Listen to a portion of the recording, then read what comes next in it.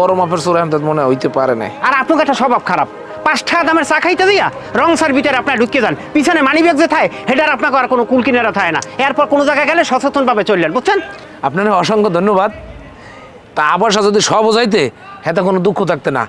মূল জিনিসগুলো যেগুলো এগুলো পাইছি, এই জন্য আমি খুশি। আপনার অসংখ্য অসংখ্য ধন্যবাদ রেজাউল ভাই, অসংখ্য ধন্যবাদ। ঠিক আছে সুমন ভাই, তারপর আরও একবার বলি, রাস্তাঘাটে যখন চলবেন সচেতনভাবে চলবেন। আপনার অসংখ্য ধন্যবাদ ভাই।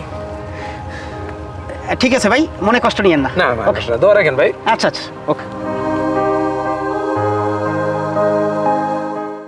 বাবা ব্যথা পাইছো?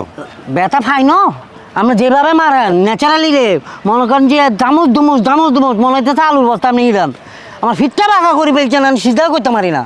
আর কি করবো ক, তুই যদি আমার বাইকনের সামনে আমার মানিজ্জত খুয়াও তাহলে আমার মানিজ্জত থাকে ক, তোর মানিজ্জত যদি যায়ও এটার আমি অন্য দিক দিয়ে পোষাই দিতে পারবো, আর তুই যদি আমার তা খুঁয়ে এলাও এরপর থাকে কিছু তুই হৌরে জামাই তো টুনটা ওই হাঁটা লাগবে। আচ্ছা মামা, আপনার তো আগের তেমন ক্যারেক্টার লোক, আপনি তো আগেও এই বাড়িতে আসি চুরি চামারি করে বদনাম করে গেছেন। এই বেটা ভাও কথা কবি না, কি চুরি চামারি করছি, উল্টা পাল্টা কথা কও। এই গেল বীরগু আইসি পর ওই এক মহিলা আমার এরকম হাতি সেরা দেশে এই ঘরের কোনার দিয়া, আমি এই মহিলা লাগে একটু আইসে কথা কইছি, ও মা এই মহিলার জামাই দেখ খেলাইছে পর হইতে হে আমার নিয়ে বিশাল একটা বড় দুর্নাম রটাইছে। আমি বলে এই মহিলার কি কইছি না কইছি এইসব নিয়ে একটা গ্যাঞ্জাম হয়েছে। আসলে আমি তোর ওরম কিছু করি না। তার মানে কি আপনি লুচ্চা ক্যারেক্টার, আপনার ক্যারেক্টার একটা সোবার দিমু কিন্তু আবার একটা দাঁত খাওয়া ঢালাই দিম ফাজিল।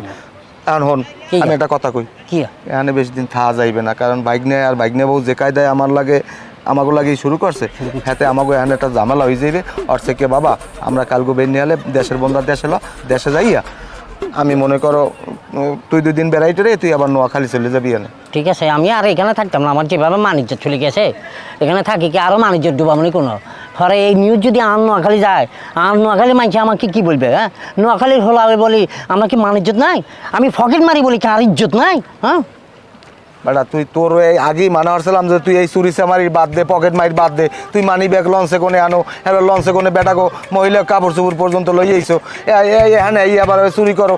এবার তুই এই যে টাকা 500 যদি আনছো আর এই গড়িটা আননি আমার দিলি কইলে মামা এইটা আনবে হাতে দেন, এবার টাকা আনলে এবার তুই আমারে কও আমি তোর ওখানে বাসাই নিস যে গড়ি আমি পড়ে পাইছি না, সেটা আসলে ফাই গেছি আরে, তাছাড়া আমি টাকা নিচ্ছি আপনাকে গড়িটা ধরেছি, আর হুটুট করি আপনাকে গড়িটা ওই সময় হইতে হবো কিনলে এটা ব্যাগে রাখতে না না তোমার টাইম লেগেছে, আমি টাইম দেখতাম চাই।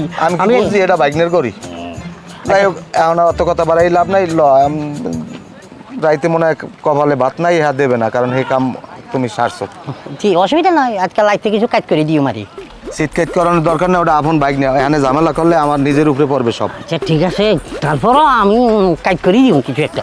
ওমা ওমাবি ওমাবি মারিয়ে না ওমা গো মারি। তোর এত বড় সাহস কি করে হইছে? তুই আমার ঘরে ঢুকছিস? এই তুই আমার ঘরে চুরি করে ঢুকছিস? আর আজকে তোর আমি মারিয়ে না আল্লাহ রে, মারি বের করে ভাবি। তোর এত বড় সাহস কি করে হইছে? হ্যাঁ, তুই আমার রুমে ঢুকছিস কেন? তোরে একদিন নিষেধ করছিস না তুই আমার রুমে ঢুকবি না? কি জন্য ঢুকছিস? হ্যাঁ, কোন উদ্দেশ্য নিয়ে ঢুকছিলি বল? ভাবি আর কোনো উদ্দেশ্য নাই, আমি একদম পেরিস মনে ঢুকছি। ও তুই তো